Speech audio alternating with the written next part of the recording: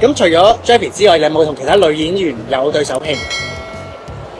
我呢部戲冇參與。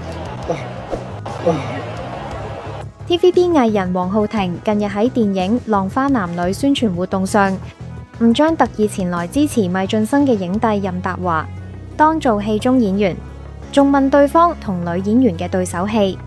任達華即場回應自己並無參演，全程保持風度，獲網民大讚。反而黃浩庭就被狠批零準備，極不專業。事後黃浩庭喺社交平台回應，解釋係交學費，指自己聽到現場有人提及華哥同 Jeffrey 合作，就腦補以為係今次電影，結果問錯問題。但呢個回應卻引來更大批評，網民指佢推卸責任。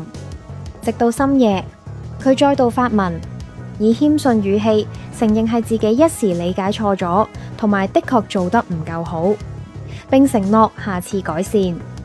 不過用字仍被網民放大檢視，批評佢職場巨嬰未有向華哥道歉。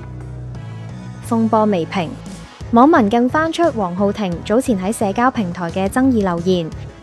當時有人討論周星馳專訪，認為谷德超主持嘅《爆谷一周》表現較遜色。黃浩庭竟留言同意，公開認同對資深前輩嘅負面點評。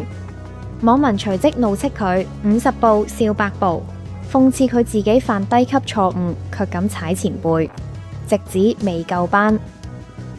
現年36歲嘅黃浩庭入行17年，憑童顏形象早前喺《正義女神》飾演少年犯，毫無違和感。佢曾3度報讀演藝課程，至今參演逾40部劇集。